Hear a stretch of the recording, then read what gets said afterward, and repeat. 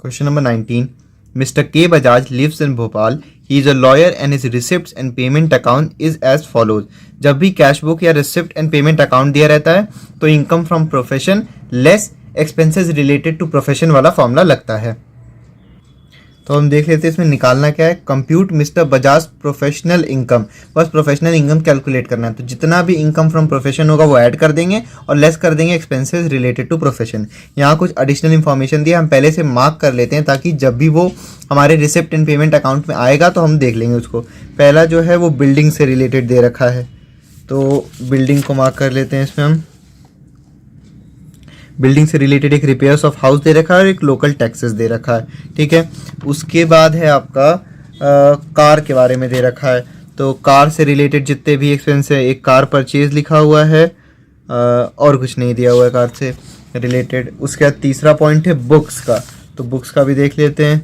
Books यहाँ पे दिया हुआ है, इसको मार्क जब आएगा तब हम इसको देख लेंगे। अब हम रिसिप्ट साइड पहले देखते हैं। इधर सारे इनकम दिए होंगे। टू ओपनिंग बैलेंस, इससे नहीं मतलब है। टू फीस रिसिप्ट, ये क्या कहते हैं, एक लॉयर हैं तो इनको फीस मिली होगी, इनका प्रोफेशनल इनकम हो गया, अलाउ होगा, ये ऐड हो जाएगा। उसके बाद salary as a part time lecturer, तो ये सैलरी में चला जाएगा, यहाँ पे नहीं आएगा। To exam remuneration from university, ये इनकम फ्रॉम अदर सोर्सेज का पार्ट है, ये भी यहाँ पे नहीं आएगा। To interest on bank deposit, ये भी इनकम फ्रॉम अदर सोर्सेज का पार्ट है, यहाँ पे नहीं आएगा। टू शेयर सोल्ड, ये पीजीबीपी का पार्ट नहीं है तो ये भी नहीं आएगा। डिविडेंड रिसीव्ड, ये इनकम फ्रॉम अदर सोर्सेज का पार्ट है तो ये भी यहाँ पे नहीं आएगा। इसका मतलब इनकम फ्रॉम प्रोफेशन बस एक है इधर, 2,40,000 रुपीज़, बस यही लिखोगे आप इनकम फ्रॉम प्रोफेशन लिख के। अब आते हैं पेमेंट साइड। पेमेंट साइड में लिखा है by books purchase 800 rupees. Book एक एसेट है तो उसका अमाउंट तो नहीं आएगा लेकिन उसका डेप्रिसिएशन जरूर आएगा, लेकिन उससे रिलेटेड एक एडजस्टमेंट भी दिया है, पहले वो देख लेते हैं। एडजस्टमेंट में पहला बोला है बुक से रिलेटेड ये वाला है, books purchase for teaching ₹200 and remaining for the profession allow depreciation eight the rate 40%। भाई पहली चीज देखो आप कि बुक पे डेप्रिसिएशन तो 40% लगना है और हमको डेप्रिसिएशन तो लेस करना है, लेकिन हम यहाँ पे कौन सा फॉर्मूला लगा रहे हैं, income from profession less expenses from profession. तो भाई यहाँ पे जितना प्रोफेशन से ही रिलेटेड होगा उसी पे तो डेप्रिसिएशन आप दोगे। कार जैसे एक होता है तो जितना कार प्रोफेशन के लिए यूज होता है आप उतना ही डेप्रिसिएशन लेते हो, तो सेम वो चीज बुक पे अप्लाई होगा। 200 रुपए की बुक परचेज फॉर टीचिंग, 200 रुपए की बुक टीचिंग के लिए थी और रिमेनिंग प्रोफेशन की। तो भाई टोटल अमाउंट क्या था बुक का, अमाउंट का यहाँ पे बुक्स परचेज लिखा हुआ है ना, बुक्स परचेज, तो 800 रुपए की इन्होंने साल में बुक खरीदी, उसमें से 200 की टीचिंग के लिए थी, यानी कि वो प्रोफेशन से, ये लॉयर हैं तो इनके प्रोफेशन से रिलेटेड 200 रुपए नहीं था तो 600 रुपए। अब आप जो डेप्रिसिएशन लेस करोगे वो 600 रुपए का 40%, 600 का 40% आप डेप्रिसिएशन लेस करोगे क्योंकि 600 रुपए ही प्रोफेशन से रिलेटेड अमाउंट है। By repairs of house, by local tax, by repairs of house 1200, by local taxes at the rate 10% 600 rupees. ये 10% से कंफ्यूज नहीं होना है, ये लोकल टैक्स निकाल के हमको दिया 600, लेकिन हाउस से भी रिलेटेड एक एडजस्टमेंट है, वो देख लेते हैं। 1/3 part of building is use for profession and 2/3 for self residence. ये जो बिल्डिंग थी इनकी उसमें का 1/3 पार्ट, ये वाला पार्ट ये यूज करते हैं प्रोफेशन के लिए और 2/3 पार्ट ये पर्सनल। तो भाई पर्सनल का कुछ भी खर्चा हम थोड़ी ना लेस कर देंगे, यहाँ सिर्फ प्रोफेशन वाला लेस करोगे ना आप। तो 1/3 है प्रोफेशन का, तो जितना भी अमाउंट है उसका 1/3 ही लोगे। जैसे यहाँ पे दिया है रिपेयर्स ऑफ हाउस, तो 1200 रुपीज का 1/3 अमाउंट लेस कर दोगे। सेम यहाँ पे 600 है तो 600 का भी 1/3 अमाउंट आप लेस करोगे, बस पूरा पूरा मत लेस करना क्योंकि ये पूरे घर का दिया हुआ है और उसमें से 1/3 प्रोफेशन के लिए यूज हो रहा था। तो 600 का 1/3 आप निकालोगे, लेस कर दोगे। 1200 का 1/3 निकालोगे, लेस कर दोगे। By maintenance expenses of car 2000 rupees, तो कार से रिलेटेड एक एडजस्टमेंट है। The car is use in profession and personal work equally, यानी कि आधा वो कार पर्सनल वर्क के लिए इस्तेमाल हो रहा है और आधा प्रोफेशन के लिए इस्तेमाल हो रहा है, यानी कि जो भी कार से रिलेटेड खर्चा होगा उसका केवल आधा अमाउंट अलाउ होगा। तो यहां पे लिखा हुआ है मेंटेनेंस एक्सपेंस ऑफ कार 2000, लेकिन केवल हाफ अमाउंट ही आप लेस करोगे क्योंकि हाफ कार ही यूज़ की जा रही है प्रोफेशनल पर्पस के लिए, इस वजह से हाफ अमाउंट 2000 का हाफ यानी कि 1000 रुपये आप लेस कर दोगे। उसके बाद बाय ऑफिस एक्सपेंसेस, ये तो अलाउ होगा, इनका प्रोफेशन से रिलेटेड खर्चा है, लेस कर दोगे आप। बाय डोमेस्टिक एक्सपेंसेस, ये पर्सनल है, ये डिसअलाउ हो जाएगा, नहीं आएगा यहाँ पे। By plant purchase for office, तो प्लांट परचेज किया, ये तो एसेट है, ये तो नहीं लेस होगा, लेकिन इसका डेप्रिसिएशन लेस होगा। और प्लांट पे मशीनरी पे एकदम फिक्स्ड है 15% डेप्रिसिएशन, तो डेप्रिसिएशन एट द रेट 15% आप लेस करोगे, यानी कि 700 का 15% निकालोगे आप, लेस कर दोगे।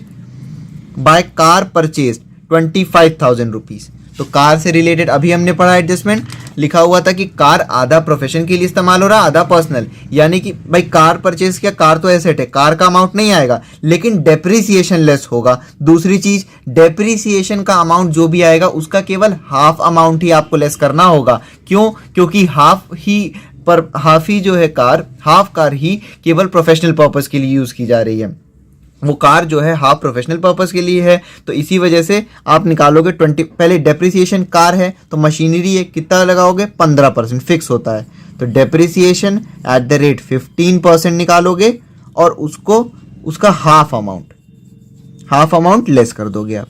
25,000 का 15% निकालोगे और उसका हाफ अमाउंट लेस करोगे। बाय लाइफ इंश्योरेंस प्रीमियम, ये पर्सनल पर्पस से है, ये डिसअलाउ हो जाएगा, यहाँ पे नहीं आएगा। By donation to recognise institution, ये भी पर्सनल पर्पस है, ये प्रोफेशन से रिलेटेड नहीं है खर्चा, तो ये भी नहीं लेस होगा।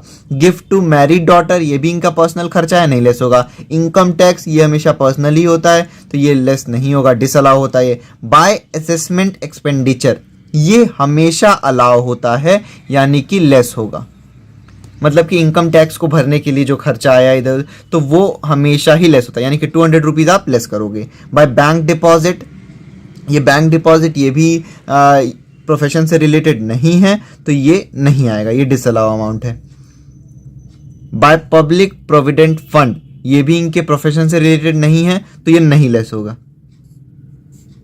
उसका बाय बैलेंस क्रेडिट डाउन, इससे मतलब नहीं है। सॉल्यूशन देखते हैं 19 का। सबसे पहले फॉर्मेट बना लो, computation of income from profession for. अब यहाँ पे इस क्वेश्चन में कोई असेसमेंट ईयर नहीं दिया था, लेकिन हम वो वाला असेसमेंट ईयर लिख ले रहे हैं जो अभी चल रहा है, फॉर द असेसमेंट ईयर 2024-25, ठीक। क्योंकि ये रिसिप्ट एंड पेमेंट दे रखा है क्वेश्चन में, इसीलिए हम सेकंड वाले फॉर्मूले से इसको सॉल्व करेंगे, यानी कि सेकंड वाले फॉर्मेट से, मतलब कि इनकम फ्रॉम प्रोफेशन को हम ऐड कर देंगे और जो एक्सपेंसेस रिलेटेड टू प्रोफेशन है उसको हम लेस कर देंगे। ये सब मैंने फर्स्ट वीडियो में बताया है कि क्या चीज़ दे रखा होगा तो आपको पीएल अकाउंट से सॉल्व करना होगा, और कौन सा अकाउंट दिया होगा तो आपको इस वाले फॉर्मूले से, इस वाले फॉर्मेट से सॉल्व करना होगा, ठीक है। तो अब इनकम साइड आ जाओ। ओपनिंग बैलेंस नहीं मतलब है कुछ भी। फी रिसिप्ट, भाई ये लॉयर हैं तो इन्होंने केस लड़ने का फ़ी लिया होगा, तो ये इनका इनकम प्रोफेशन से रिलेटेड ही है, ठीक। उसके बाद salary as a part time lecturer, ये इसका यहाँ का पार्ट नहीं होता, भाई ये लेक्चरर थे उसका सैलरी पा रहे, तो ये यहाँ पे प्रोफेशन में नहीं आएगा।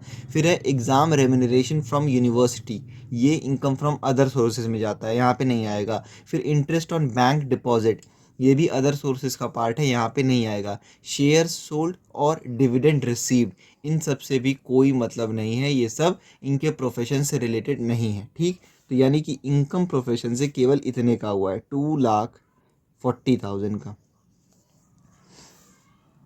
लेस करेंगे हम expenses related to profession.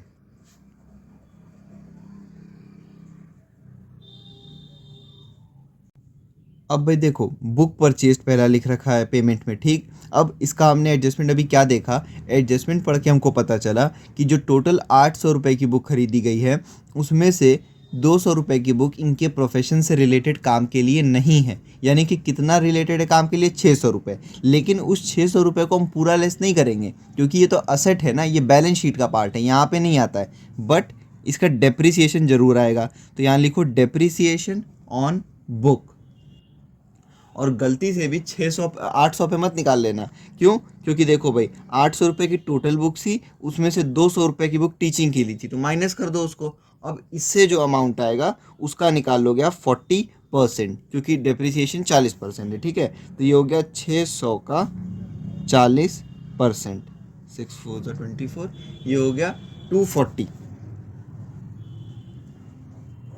Next repairs of house. अब भाई रिपेयर्स ऑफ हाउस जब हमने एडजस्टमेंट पढ़ा सेकंड पॉइंट, फर्स्ट पॉइंट, तो पता चला हमको कि 1/3 बिल्डिंग का प्रोफेशन के लिए इस्तेमाल हो रहा है और 2/3 बिल्डिंग का रेजिडेंस के लिए इस्तेमाल हो रहा है। यानी कि घर से रिलेटेड जो भी एक्सपेंसेस रहेंगे उसका 1/3 केवल लेस करना है हमको, क्योंकि वो प्रोफेशन से रिलेटेड है।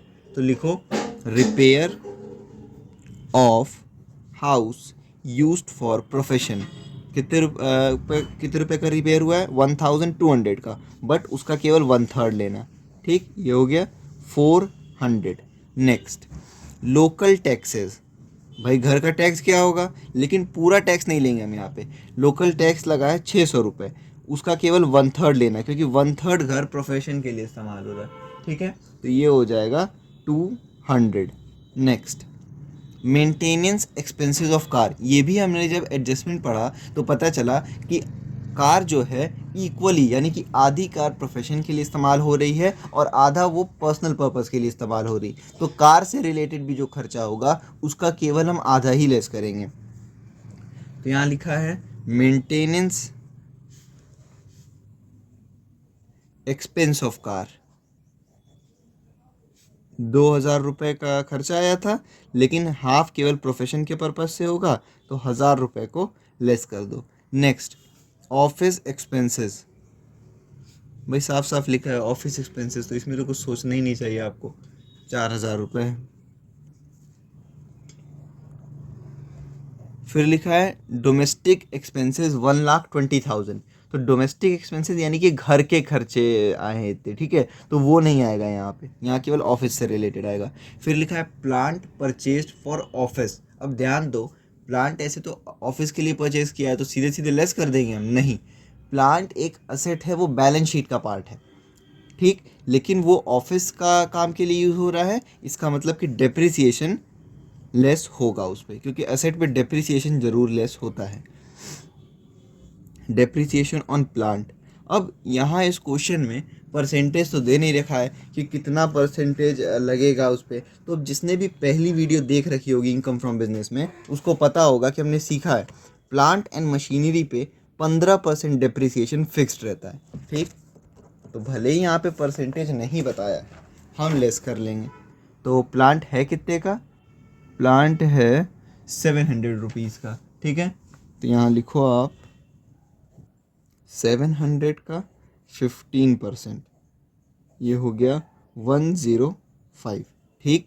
Next by car purchase. Car एक एसेट है तो वो तो यहाँ पे लेस नहीं होगा, बट डेप्रिसिएशन जरूर कार पे लेस होगा। अब जब कार का हमने एडजस्टमेंट पढ़ा था तो हमको पता चला कि कार जो है, आधा कार यूज़ हो रहा है प्रोफेशन के लिए और आधा पर्सनल के लिए, तो जो भी इसका डेप्रिसिएशन आए ना उसका केवल हाफ अलाउ रहेगा, क्योंकि हाफ डेप्रिसिएशन प्रोफेशन का माना जाएगा और हाफ पर्सनल का। तो कार है 25,000 रुपये की, और प्लांट एंड मशीनरी पे अभी मैंने आपको दिखाया कि 15% लगता है, तो 25,000 का 15% निकाल लेना, ये पूरी गाड़ी का डेप्रिसिएशन आ गया, उसका हाफ कर देना, ये आ जाएगा केवल इनका डेप्रिसिएशन प्रोफेशन से रिलेटेड। तो 25,000 का 15% मल्टीप्लाइड बाई 1 डिवाइड बाई 2, ये हो गया 1875। Next life insurance premium. भाई हमेशा जब भी ये दिया रहता है हम इसको पर्सनल का मानते हैं कि अपने परिवार का इन्होंने या अपना कराया होगा, तो ये नहीं लेते हैं। फिर डोनेशन टू रिकॉग्नाइज इंस्टीट्यूशन, कहीं इन्होंने दान दिया है तो ये इनके प्रोफेशन से रिलेटेड नहीं माना जाएगा। गिफ्ट टू मैरिड डॉटर, भाई गिफ्ट दिया है ना, तो ये प्रोफेशन से रिलेटेड कहाँ से हो गया? हम सिर्फ प्रोफेशन से रिलेटेड खर्चों को लेस कर रहे हैं ना, तो गिफ्ट को भी छोड़ दो। फिर इनकम टैक्स, ये हमेशा हम पर्सनल एक्सपेंस मानते हैं। फिर है असेसमेंट एक्सपेंडिचर। अब ध्यान दो, ये हैं एक लॉयर, तो इन्होंने कुछ असेस किया होगा, उसका इन्होंने एक्सपेंडिचर लिया होगा, ठीक है, मतलब इनका लगा होगा, तो ये इनके प्रोफेशन से रिलेटेड हो गया। असेसमेंट एक्सपेंडिचर कितना है? 200 रुपये। फिर है बैंक डिपॉजिट, ये यहाँ का पार्ट नहीं होता है। फिर है पब्लिक प्रोविडेंट फंड, ये भी प्रोफेशन का पार्ट नहीं होता है। फिर है बैलेंस क्रेडिट डाउन, इसको भी छोड़ दो, ठीक। बाकी हम तीनों एडजस्टमेंट देख चुके हैं, इन सबको ऐड करके आप बाहर लिखो। 240 + 400 + 200 + 100 4000, फिर उसके बाद 105 प्लस 1875 प्लस 200, ये हो गया 8020। इसको लेस कर लो आप इनकम फ्रॉम प्रोफेशन में से। 2,31,980, ये क्या हो गया? Taxable income from profession.